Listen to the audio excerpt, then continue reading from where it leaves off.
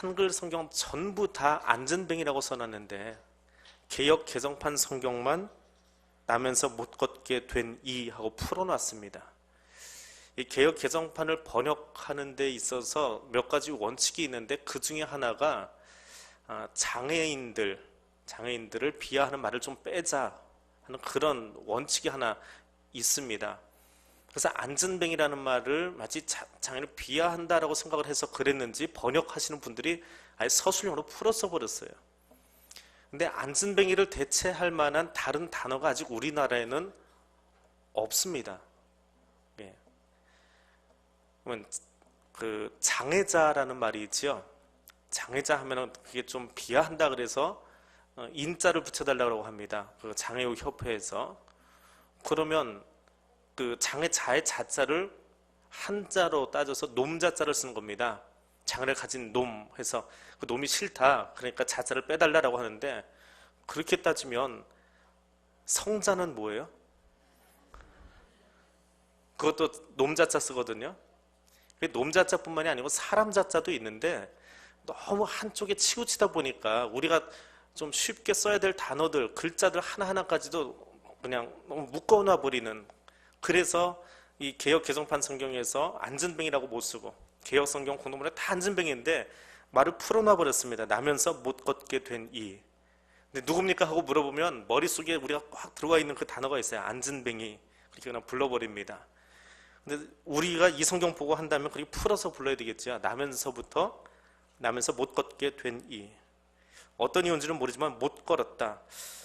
또 다르게 보면 나면서 못 걸었다라고 하는 것은 스스로의 힘으로 못 걷는 것이지 누군가 도왔던지 아니면 요즘처럼 이렇게 짚고 다니는 것 있죠. 그게 있으면 걸을 수 있지도 않을까라고 하는 여지를 또 열어놔 버렸어요. 이게 풀어놔 버리고 나니까 그런 맹점이 생겨버립니다.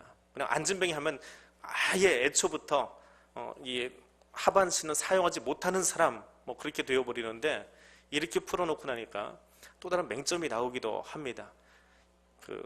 원어에서는 어떻게 보는지 모르겠지만 번역하다 보면 그런 원래 단어가 가지고 있는 의미들을 좀 잘못 해석하는 경우들이 있습니다. 아무튼 뭐 안전뱅이가 되었건 나면서 못 걷는 사람이 되었건 그 사람이 일어났다라고 하는 거예요. 일어나서 뛰어서서 걷고 그들과 더불어서 성전에 들어가서 걷기도 하고 뛰기도 하고 하나님을 찬송하더라. 근데 바로 그 뒤에 사람들이 그 사람을 보고, 치유받은 그 사람을 보고 놀라는 장면이 나옵니다. 뭐요? 몇 년 동안 구걸하고 살았는지는 모르겠지만 아무튼 이 사람 나이가 40이니까 좋기 한 30년 정도는 늘 자기들이 성전에 올 때마다 보던 사람이거든요. 미문에 오면 성전에 들어가기 위해서 미문을 통과하다 보면 늘 그 자리에 앉아서 주저앉아서 구걸하고 있던 그 사람이 지금 자기들 눈앞에서 펄쩍펄쩍거리고 뛰어다니면서 소리를 지르고 있단 말이에요. 그 장면을 한번 상상을 해보십시오. 저 사람이 가짜였을까라는 생각도 들 수 있겠죠. 예전에 지하철에서 이 구걸하시는 분들 단속한 적이 있어요. 경찰에 뛰어오니까 안경 벗고 뛰어 도망가는 사람이 있더라고요. 사람들이 가짜일까라고 하지만 가짜라고 하기는 30년이라는 시간 동안 그 자리에 앉아있던 것을 보면 가짜는 아닌 것 같아요. 아무튼 신기한 일이 벌어졌습니다. 그 사람이 펄쩍펄쩍거리고 뛰어다니고 있는 것을 볼 수 있습니다. 자, 근데 이 사람도, 이 나은 사람도 한참 뛰면서 찬송을 하다 보니까 이 유대인의 명절에 전 세계에서 몰려든 사람들, 그 지도에서 이제 그러나 보면 한 8장쯤 갈 때 지도를 한번 보여드릴게요. 그때부터는 지도가 좀 필요해서. 로마 제국 경내뿐만이 아니고 로마 제국을 벗어난 지역에서도 디아스포라인들이 다 찾아 들어왔습니다. 하여튼 이때만 되어지면 예루살렘이 바글바글 했어요. 근데 그 사람들이 다 어디로 오느냐? 성전에 와서 제사 드리려고 들어온 거예요. 근데 그 많은 사람들이 다 그 사람만 쳐다보는 거예요. 신기하다. 우리가 좀 황홀경을 보는 건가? 신비적인 상황을 보는 건가? 하면서 다 그 사람만 주목하고 있습니다. 우선은 나은 그 기쁨 때문에 다리에 힘이 생겨서 발바닥에 힘이 생겨서 펄쩍펄쩍 뛰기는 했는데 좀 이따 보니까 전부 다 자기만 쳐다보고 있어요.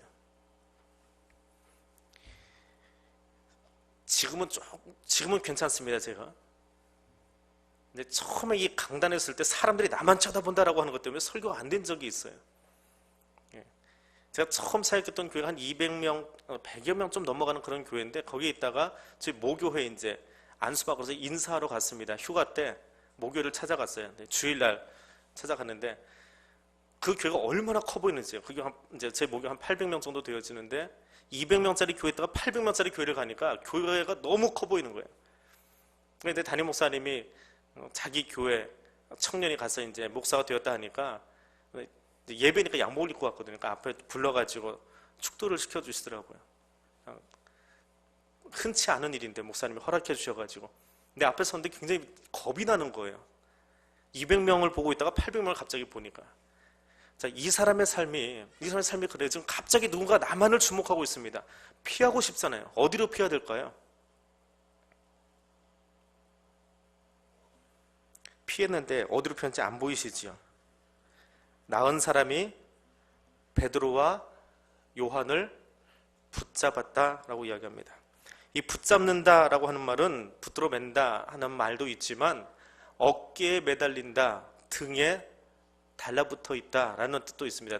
뒤에서 허그하는 거예요. 뒤에서 이렇게 매달리는 거예요. 아이가 엄마한테 매달리는 것처럼 창피한 거예요. 갑자기 막 정신없이 뛰어다니다 보니까 사람들이 자기만 쳐다보는 게 이게 뭐야? 그러고 놀래서 어디로 갔어요? 베드로와 요한 뒤로 숨어가지고 거기서 딱 베드로 붙잡았는데 그 등이 너무 따뜻하고 좋은 거예요. 그러니까 떨어지지 않고 그걸 움켜잡고 있는 거예요. 그게 베드로와 요한을 붙잡았다라고 하는 겁니다. 근데 그 베드로와 요한의 등은 어떤 모습이었느냐라고 하는 거예요. 불과 얼마 전까지만 해도 베드로 같은 경우에는 모닥불 앞에서 예수님을 모른다라고 부인하다가 예수님하고 눈이 딱 마주쳤어요. 나 저 사람 몰라요. 저 사람하고 상관 있으면 내가 차라리 혀를 깨물지. 그러고 있는데 예수님하고 눈이 마주쳤어요. 예수님이 쳐다보셨어요. 놀래가지고 눈물을 뚝뚝 흘리면서 뒤돌아서서 그 배신자의 등을 예수님에게 보여주면서 도망갔던 사람이에요. 그런 등판이에요. 요한은 어떤 사람입니까? 십자가 밑에까지 끝까지 따라가기는 했지만 예수님이 십자가에서 돌아가시면서 내 어머니라 했을 때에 예수님 돌아가신 다음에 그 어머니를 붙잡고 마리아를 붙잡고 십자가를 뒤로 하고 그 언덕을 내려갔던 골고다 언덕을 내려갔던 그런 등이에요. 근데 지금 그 등에는 누가 매달려 있습니까? 배신자의 낙인이 찍혀 있고 죽음을 뒤로 하고 내려갔던 그 등에 지금 누가 매달려 있어요? 나면서부터 걷지 못했던 그 사람이 펄쩍펄쩍 뛰고 있다가 지금 그 사람 등에 베드로와 요한의 등에 매달려 있습니다. 베드로와 요한이 그 사람을 등에 딱 짊어지고 있을 때에 그의 느낌은 어땠을까요? 마치 어머니가 자기 아이를 이렇게 업고 달래는 것처럼 왜 사람들이 자꾸 너만 쳐다보니까 좀 버겁지, 좀 민구스럽지, 괜찮아 그러면서 그를 이렇게 붙잡아 주면서 베드로와 요한이 그 회중들을 향해서 거기 있는 무리들을 향해서 지금 이야기해주고 있는 거예요. 자, 우리 이 일에 대해서 한번 이야기해보자. 솔로몬 행각으로 가서 솔로몬 행각이라고 하는 곳은 기둥하고 지붕만 있고 벽이 없는 그런 모습을 가지고 있다고 합니다. 거기는 사람들이 어떤 특별한 일이 생겼을 때 혹은 자기가 주장하고 싶은 일이 있을 때에 그 행각 앞에 서서 이야기를 하는 거래요. 사람들에게도 이야기하는 거예요. 너희도 참 신기하지? 근데 그 일이 무엇인지 내가 얘기해 줄게. 따라와. 그리 가자. 그 행각 앞으로 가는 거예요. 사람들도 그게 궁금하기 때문에 물어보고 싶어서 그 앞으로 몰려가고 있는 거예요. 그 뒤에는 누가 매달려 있어요? 아이처럼 지금 낳은 사람이 매달려 있는 거예요. 근데 그 사람이 이렇게 매달려 있는 걸 이렇게 잡고 그 행각으로 가고 있는 베드로와 요한의 모습을 보세요. 마치 그 칭얼거렸던 어린아이를 달래면서 걸어가고 있는 어머니의 모습처럼. 그때 베드로와 요한의 머릿속에는 우리의 죄를 다 등에 짊어지고 십자가에 올라가셨던 예수님의 등도 생각이 났을 겁니다. 내가 그분 몰라라 하고 순살해지면서 도망갔던 자신의 모습들을 다시 한번 돌아보기도 하고, 그리고 이제 정말 그분에게 매어 달리는 것, 예수님께 매어 달리는 것이 정말 살 길이다라고 하는 것을 다시 한번 가슴에 담으면서 그 남자의 숨결을 느끼면서 그렇게 솔로몬 행각으로 걸어가고 있었을 겁니다. 여러분도 주님의 등에 매달리실 수 있기를 원합니다. 우리가 태어나면서 어머니 등에서 잠을 자면서 우리의 생을 시작했지만 우리 평생에 우리가 매어 달릴 곳 다른 것이 아닙니다. 세상의 권력이나 명예나 세상의 어떤 지위가 아니라 예수의 등 위에 매달려서 그의 등 위에서 진짜 위로를 받고 평안한 안식을 누릴 수 있는 저 여러분이 되어줄 수 있기를 원합니다. 솔로몬 행각에 사람들이 모였습니다. 다 모여 있습니다. 사람들의 궁금증은 뭐예요? 이 사람이 어떻게 나았느냐라고 하는 거지요. 이 사람이 어떻게 나왔습니까? 나면서부터 못 걷던 이 사람이 어떻게 발목이 힘이 생겨서 뛰어 일어나 걸을 수 있었습니까? 베드로와 요한이 자신 있게 외쳤기 때문에 그럴까요? 두 주 전에 제가 설명했던 것처럼 청계천에서 실패한 그 남자 이야기. 자기 걸 자랑하지 않고 정말 믿음으로 그 사람이 외쳤기 때문에 되었을까요? 아니면 베드로가 아무리 외치면 뭐합니까? 그 사람이 일어나 줘야지. 그 청계천에 있었던 그 남자처럼 이 정신 나간 사람이 있나, 나한테 지금 돈이나 한 푼 주고 가지 지금 뭐 하지는 거야? 그리고 앉아 있었다면 누구의 믿음 때문이에요? 베드로가 거기에 대해서 분명한 답을 주고 있습니다. 12절입니다. 12절 말씀 같이 보겠습니다.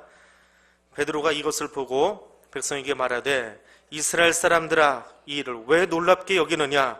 우리 개인의 권능과 경건으로 이 사람을 걷게 한 것처럼 왜 우리를 주목하느냐? 뭐라고 이야기합니까? 반어법이지요. 이 사람이 일어난 것은 내가 권능이 있어서가 아니고 내가 다른 사람보다 특별히 더 경건하기 때문에 이 사람을 일으킨 것이다. 아니에요. 뭐 지금도 종종 하기는 하지만 신유 집회, 치유 집회 가면 간혹 그 신유 은사를 베푸는 사람들이 신격화되는, 우상화되는 모습들을 봅니다. 그 사람이 힘이 있어서, 그 사람이 능력이 있어서 그냥 낫는 것처럼. 그래서 신유 집회 때는 거기를 쫓아가는 사람들이 있어요. 그 사람 개인의 권능이 있는 것이 아닙니다. 어디로부터 오는 거예요? 내게 있는 것이 아니라 누구에게 있어요? 누구에게 있어요? 잘 모르시면 보겠습니다. 13절입니다. 같이 읽겠습니다.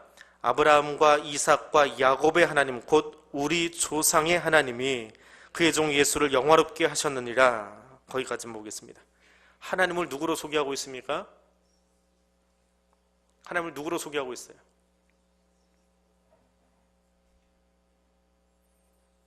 우리 어성경 할 때 그 출애굽기 3장 14절에는 하나님이 자기 자신을 스스로 나타내는 이야기, 나는 누구다, 나는 자존자다 라고 하면서 영어로 좀 풀어놓은 이야기 있지요. 그 바로 뒤에 나오는 이야기입니다. 3장 15절 16절까지 하나님이 자신을 소개하는데 거기서 하나님이 자신을 소개한 거예요. 나는 누구라고요? 아브라함과 이삭과 야곱의 하나님이다. 그 앞에 말은 참 이해하기 힘들지만 뒤에 말은 조금 쉽게 이해할 수 있는 대목이지요. 뭐 I am who I am인지 I will be who I will be인지 그건 모르겠어요. 너무 복잡하니까 성경 공부할 때 하고, 그 뒤에 나오는 말은 조금 쉬워요. 조금 쉬워요. 아브라함과 이삭과 야곱의 하나님. 근데 하나님이 왜 자신을 그렇게 소개했을까요? 왜 아브라함과 이삭과 야곱의 하나님이라고 소개했을까요? 나는 아브라함과 이삭과 야곱의 하나님이다 라고 소개하는 이 대목은 출애굽기 3장 14절에서 16절 거의 한 번 나옵니다. 그리고 그것을 인용하는 것이 사도행전에 2번 나와요. 다른 데서는 사용되지 않았습니다. 그럼 나 여호와는 아브라함과 이삭과 야곱의 하나님이다 라고 이야기했을 때에 그 말을 들은 사람이 누구예요? 누가 듣고 있었어요? 하나님이 누구에게 자신을 그렇게 소개하고 있었던 거예요? 출애굽기 3장에서 하나님이 누구에게 자신을 그렇게 소개하고 있어요? 왜 이렇게 어렵게 생각하세요? 모세가 떨기나무 앞에 가서 당신 누굽니까? 라고 했더니 하나님이 나 스스로 있는 자야. 근데 나는 누구냐 하면 나는 아브라함과 이삭과 야곱의 하나님이야 라고 소개했잖아요. 누구한테 얘기한 거예요? 모세한테 한 거예요. 모세 들으라고 한 거예요. 물론 모세가 그 말을 들고 애굽에 가서 거기는 이스라엘 사람들에게 전해야 돼요. 그리고 그들이 들어야 될 이야기예요. 근데 1차적으로 누가 들었어요? 모세가 들었어요. 근데 왜 모세에게 자신을 소개하면서 하나님이 나는 아브라함과 이삭과 야곱의 하나님이라고 소개를 했을까요? 여기서 왜 그 하나님을, 성경에는 하나님을 소개하는 말이 많이 있습니다. 제바오토의 하나님, 만군의 하나님, 여호와 이레의 하나님, 여호와 라파의 하나님, 여러 가지 용어들이 있는데 왜 그 많은 말 중에 베드로가 설교를 하면서 하나님이 누구냐? 예수 그리스도를 소개하기 위해서 지금 쓰는 말이에요. 하나님이 왜 아브라함과 이삭과 야곱의 하나님인데 그가 예수를 보내서 이 능력을 나타내 보이셨다. 왜 하나님을 그렇게 설명하냐고요. 하나님은 죽은 자의 하나님이 아니고 산 자의 하나님이시다라고 하는 거예요. 지금 살아계신 하나님입니다. 그 하나님이 일하고 계신다.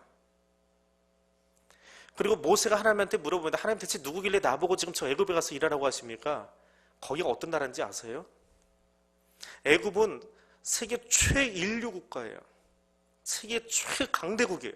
그 당시에는, 모세 때는. 내가 거기서 40년 살아봐서 알아요, 하나님. 거기를 원수로 들어가서 백성들을 빼오라고요. 거기 군사력, 그 나라의 파워가 대체 어떤 나라를 데리고 들어가서 싸움박스를 시켜가지고 그걸 빼와요? 안 됩니다, 하나님. 그 파워를 아시잖아요. 그렇게 말씀하시는 당신 대체 누굽니까? 그들이 이야기하는 거예요. 나는 죽은 자의 하나님이 아니고 아브라함 때부터 이삭과 야곱을 같이 계속해서 일하고 있는, 지금도 일하고 있는 그 하나님이다 라고 하는 거예요. 아브라함 때부터 시작해서 야곱이 죽을 때까지 시간이 얼마나 걸렸죠? 계산 안 해보셨죠? 아브라함이 이삭을 몇 살에 낳았어요? 100세에. 그럼 그렇게 태어난 이삭이 야곱을 몇 살에 낳았어요? 기억하기 힘드시죠? 환갑 때 낳았어요. 60에. 그리고 그 야곱이 몇 년 살았어요? 바로 앞에서 자기가 얘기할 때 내 나그네 길의 인생이 130년입니다 그랬어요. 근데 어떻게 120년이 나와요? 147년 살았어요. 그러면 아브라함 때부터 야곱이 죽을 때까지 시간이 몇 년이에요? 307년이에요. 근데 그 307년 동안에 하나님이 아브라함에게 이야기했어요. 내가 너를 불러서 내 씨에서 자손을 나게 해가지고 민족을 이루게 하겠다 했는데 그 300년 동안 몇 명 나왔어요? 애굽에 들어갈 때 보니까 몇 명 들어갔어요? 72명밖에 안 들어갔어요. 300년 동안 하나님이 일하는 게 70명밖에 안 돼요. 그 하나님을 소개하고 있는 거예요. 자기 눈으로 보기에는 정말 작은 하나님 같아 보여요. 근데 그 하나님이 야곱과 그 가족들이 들어가서 72명이 들어가는데 그로부터 400년이 지난 데는 몇 명이 됐어요? 약 한 250만 정도가 되었어요. 현재만 바라보고 있으면, 지금 일어나는 일만 바라보고 있으면 하나님 참 초라해 보여요. 뭐 하시는 거예요, 하나님? 아니, 내 진로도 이렇게 막아놓으시고 내가 할 일도 이렇게 막아놓으시고 그렇게 열심히 기도했는데 이것도 안 되고 저것도 안 되고 하나님 어디 계시는 거예요? 근데 하나님 자신을 소개하는데 나는 그 현재만 있는 하나님이 아니고 지금도 계속해서 일하고 있고 지금 네 눈에 보기에는 요만큼밖에 안 된 것 같지만 내가 민족을 이룰 거고 내 나라를 이룰 거고 내가 그것을 기대하면서 나를 만났으면 좋겠다라고 하는 거예요. 우리는 하나님께 기도할 때에 기도의 폭이 너무 좁아요. 지금 내가 뭘 해야만 돼. 이거 안 하면 하나님도 안 계신 것 같아요. 이거 안 하면 하나님이 나를 외면하시는 것 같아요. 그래서 내 방법으로 살아가려고 그래요. 그때부터는. 그때부터 내 방법으로 살아갑니다. 신앙도 조금 접어놓고 뭣도 다 접어놓고 그러다 보니까 고3 때 애들이 교회 안 나오잖아요. 자기 방법으로 살려고. 그래서 자기 방법으로 잘 되는 애들만 교회 나오는 것 같아요. 안 되는 애들은 다 떨어져 나가고. 신앙이 있는 것 같은데 전혀 신앙적이지 못한 삶을 살아가고 있더라는 거예요. 미국의 한 대학 도서관에 가면 거기에 두 가문을 이렇게 쭉 붙여놓은 표가 있다고 그래요. 하나는 조나단 에드워드라고 하는 사람이고 하나는 마르크 슐츠라고 하는 두 사람을 붙여놓았습니다. 미국 사람들은, 우리나라 사람들은 우리는 연구해도 맨날 여기 지금 현재 일어나는 요것만 연구하기 바쁜데 미국 사람들은 연구를 해도 몇 대에 걸쳐서 연구 제목을 주고 대대로 그 학파가 그걸 꾸준히 파고 들어가요. 근데 그 연구가 그거였어요. 당시 18세기에 미국에 사는 두 가정, 경제력이나 혹은 가족 수나 혹은 그 사람들이 살고 있는 동네, 환경이 그들을 바꿀지 모르니까 같은 동네 안에 동시대에 비슷한 경제 수준과 가족을 가지고 있는 두 사람, 하나는 조나단 에드워즈고 하나는 마르크 슐츠예요. 근데 조나단 에드워즈는 나중에 영적 부흥운동을 일으켰던 사람이고 프린스턴 대학의 설립자가 된 사람입니다. 그리고 마르크 슐츠는 어떤 사람이냐면 세상은 돈을 많이 벌어야 돼. 그래야 세상을 떵떵거리고 살 수 있어. 그래서 돈 가지고 살롱, 술집을 운영하던 사람이에요. 제가 그 두 사람이 5대를 내려갑니다. 5대를 내려가면서 대체 어떤 일이 벌어졌을까 한번 찾아본 겁니다. 그랬더니 조나단 에드워즈는 5대조를 내려가고 나니까 그 후손들이 896명이 나왔어요. 근데 거기에 대학 총장이 12명, 교수가 65명, 의사가 60명, 목회자가 100명, 군인, 장성으로 혹은 병사로 복무했던 사람들이 75명, 저술가가 85명, 법조인이 130명, 부통령도 1명 나왔고요. 상원 의원도 그 가문 5대조 안에서 4명이 나왔습니다. 뭐 그렇게 읽어보면 뭐 그렇게 열심히 살아도 결국은 출세 지향적인 거 아니냐. 근데 마르크 슐츠의 집을 보면 달라요. 이 사람이 5대조를 내려가서는 후손이 1062명이 나왔습니다. 훨씬 많이 나왔지요. 그런데 전과자가 96명, 정신병자, 알코올 중독자가 58명, 창녀가 65명, 영세민, 국가에서 보조를 받아야만 살 수 있는 사람이 285명, 국가가 보장해준 기본 교육도 안 받은 사람들, 못 받은 사람들이 460명이에요. 근데 거기서 끝난 게 아니고 이놈의 가문 때문에, 마르크 슐츠의 가문 때문에 미국 정부가 그 가문에 그 못 배운 사람들 혹은 교도소에 들어가서 그 사람을 교정시켜야 되잖아요. 바꿔놔야 되잖아요. 그 교정 비용들, 또 몸 팔고 있던 그 여인들을 교화시켜서 다시 원 위치로 돌려보내는 그 일들, 거기에 쏟아부은 5대조 동안에 미국 정부가 이 마르크 슐츠 가문 하나에만 그러니까 받은 거죠. 국가에서 보조를 받은 거죠. 그 비용이 얼마냐면 1억 5천만 달러예요. 그 한 가문에서 받은 돈이. 그러니까 우리나라 돈으로 따지면 대략 한 1,700억 원 정도를 그 가문을 회생시키기 위해서 미국 정부가 투자를 한 거예요. 대체 이 두 가문이 어떻게 그렇게 달라졌느냐? 이제 보는 사람들마다 관점이 달라요. 인문학적인 관점에서는 그 자녀들에게 인문학적인 책을 많이 읽어줘서 그런다. 뭐 그렇게 설명하는 사람도 있고요. 가정사역 하시는 분들은 이 에드워즈의 가문은 가정, 우리 자녀들이 같이 머물고 숨을 쉴 수 있는 그런 가정으로 생각을 했고, 마르크 슐츠의 가문은 그냥 거기는 집이야. 나가서 일하다가 들어와서 잠만 자면 되는 곳이지 그 이상의 의미가 없어. 가정을 그렇게 해석을 했다고 그래요. 이게 더 중요한 건 이 두 가문에 하나는 말씀이 있었고 하나는 말씀을 떠나보낸 거예요. 청교도 문화에 빠져 있는, 청교도 문화로 자라가고 있는 미국이지만 그러나 정작 문화는 있어요. 청교도적인 색깔은 가지고 있습니다. 근데 색깔이 있다고 신앙이 있는 게 아니더라는 거예요. 어떻게 살고 있느냐. 그리고 다음 세대를 위해서 내 아들, 딸이 아니고요. 그들이 이루어갈 가정을 위해서 어떤 고민을 하고 있었느냐. 그 고민 때문에 에드워즈는 대학을 설립한 거고요. 마르크 슐츠는 고민은 하긴 했어요. 근데 뭘 고민했어요? 돈 많이 벌어서 남겨두자 술집 경영한 거예요. 그때 자기 자녀들이 그 술집에서 다 파괴된 거예요.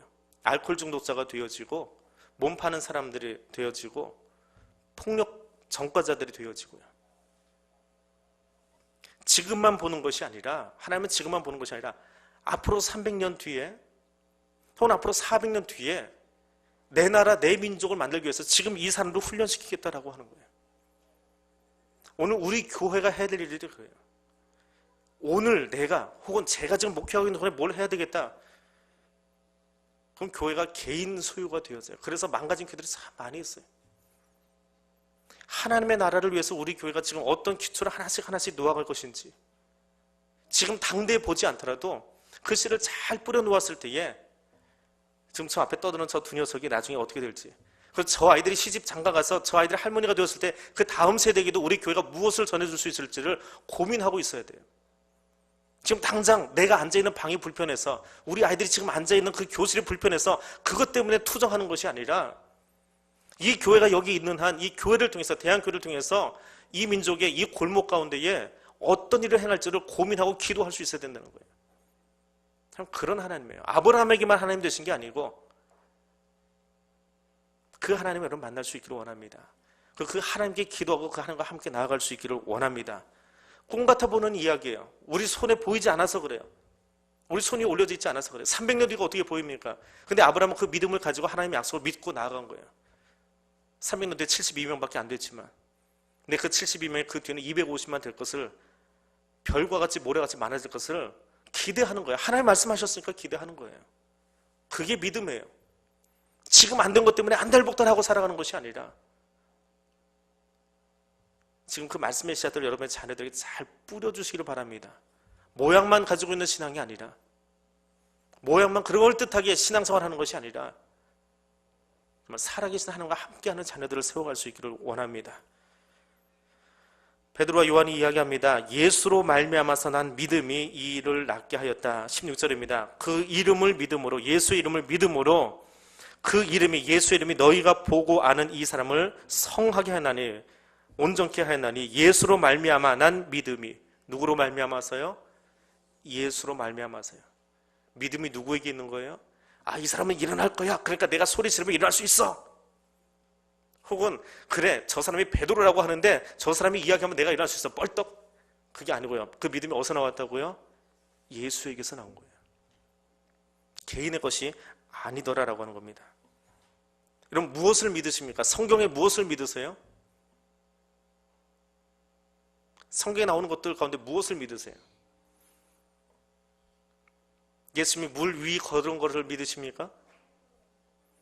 오병이어 기적 때 떡 5개하고 물고기 2마리를 5,000명 먹인 거 믿으십니까? 근데 우리들이 매일 신앙 고백을 하면서도 잊어버려요. 우리의 믿음의 고백이 있어요. 그 사도신경 가운데는 오병이어를 믿습니다 고백하지 않아요. 무리를 걸었습니다 고백하지 않아요.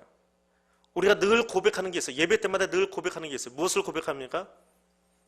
나는 전능하사 천지를 만드신 하나님 아버지를 믿어요. 하나님이 창조주라고 하는 사실을 믿는 거예요. 그리고 그 하나님이 나를 위해서 말도 안 되게 육신을 입고 우리 가운데 오셨다는 걸 믿는 거예요. 이건 기적 같은 일이에요. 내가 아무리 사랑한다고 우리 집에는 강아지가 될 수 있나요? 그냥 예뻐해주고 집에 들어가면 달려드니까 그냥 만져주고 쓰다듬어주고 간질간질 해주고는 해요. 근데 내가 개는 되지 않아요. 물론 술 먹고 개같이 사는 사람도 있지만 그렇다고 개가 되는 건, 진짜 개가 되는 건 아니잖아요. 근데 하나님은 하나님의 자리에서 나와 똑같은 인간의 자리로 내려오셨어요. 그걸 믿는 거예요. 그리고 그 주님이 오셔서 내 죄를 위해서 대신 죽으시고 3일 만에 부활하시고 지금 하나님 보좌 우편에 계신다고 우리는 예배 시간마다 고백하고 믿음이라고 이야기하고 있어요. 그런데 뭘 믿으십니까? 라고 이야기하면 멍해요. 그럼 사도신경 왜 하는 거예요?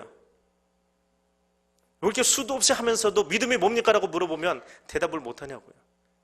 늘 하고 있는 가장 기본적인 것인데요. 그 믿음을 다시 한번 새롭게 할 수 있는 여러분 될 수 있기를 원합니다. 다른 게 아니에요. 내가 믿든지 안 믿든지, 내가 하나님을 창조주라고 믿든지 안 믿든지 하나님은 창조주예요, 아니에요? 창조주예요. 진화론자들이 이 땅에 가득히 있을 때도 대한민국의 모든 학교들이 진화론으로 우리 아이들을 세뇌시키고 교육시키고 있다고 하다 손 치더라도 하나님은 진화론자의 하나님이 아니고 창조주 하나님이세요. 예수가 2000년 전에 갈보리 그 골고다 언덕 위에서 십자가에 못 박혀 죽었다가 살아나는지 안 살아나는지 세상 사람들이 믿지 않아요. 몰라요. 거절해요. 어떻게 그런 일이 있었느냐? 그러든지 말든지 내 믿음하고는 상관없이 하나님은 분명히 존재하시는 분이고 그분은 창조주이시고 그분은 나를 위해서 죽은 가운데서 살아나신 분이에요. 그리고 그분은 내 죄를 다 짊어지고 십자가에 죽으셨다가 다시 살아나셨어요. 그분이 그렇게 하셨기 때문에 내가 그것을 믿는 거예요. 내 태도와 상관없이 그분이 이 사람을 일으켰더라라고 하는 겁니다. 하나님은 내가 알든지 모르든지 우리 현장 가운데 늘 함께 하세요. 출애굽하던 그 현장 가운데 하나님은 순간순간 함께 하셨어요. 그들이 불평할 때도 같이 계셨고 그들이 와 하고 놀라고 있을 때 노래 부를 때도 하나님 그 가운데서 춤추고 계셨어요. 말씀을 말씀하면서 얼굴이 막 붉어지고 있을 때도 하나님 거기 같이 계셨어요. 오병이어 기적이 일어날 때 백성들이 그 떡과 물고기를 먹고 있으면서 야 이게 어떻게 이렇게 많이 생겼냐? 부스러기가 잔뜩 생겨나도 광주가 몇 개씩이 될 때에도 그 신기해서 쳐다보고 있을 때도 하나님 거기 앉아 계셨잖아요. 같이. 인간으로 오신 하나님이 거기 같이 계셨잖아요. 동일하게 하나님 지금 여기도 함께 하십니다. 여러분이 싫어하든지 좋아하든지 하나님 너무 거추장스러워요. 나 좀 너무 참견하지 마세요. 나도 내 방식대로 좀 살고 싶어요. 너무 그렇게 조이지 않아도 되잖아요. 나 조금 그냥 내놓고 예배도 조금은 비워놓고 그러든지 말든지 하나님 여러분 가운데 같이 계세요. 그럼 뭐라고 하든지 여러분 하나님 거기 같이 계세요. 막 화가 나가지고 하나님 어떻게 이러실 수 있어요? 하나님에게 소리 지르고 있어도 하나님 거기서 묵묵히 나를 쳐다보고 계세요. 얘가 언제쯤 변화될래나 기다리고 계시면서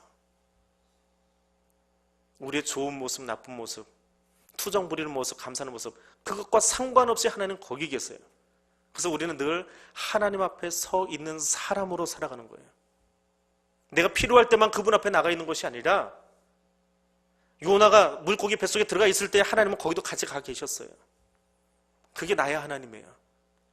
나는 싫다고 손을 놔버릴지 몰라도 하나님 절대로 나를 포기하지 않고 거기 가 계세요. 그걸 만나주시고 나와 함께 일하고 계신 하나님이에요. 그 하나님이 이 사람을 일으켰어요. 그 하나님이 일으켰은 거예요. 내가 일으킨 게 아니고, 나 베드로가 일으킨 것이 아니고. 오늘 그 하나님 여러분도 같이 만나실 수 있기를 원합니다. 우리가 기도하는 동안에 하나님은 세미하게 일하세요. 뭐 하나님이 다 계시는데 그럼 내가 안 해도 되는데 어차피 다 되어질 거 내가 뭘 그렇게 열심히 해? 왜 할까요? 어차피 하나님 하실 거 뭘 이렇게 열심히 기도하세요? 때 되면 다 해주실 텐데.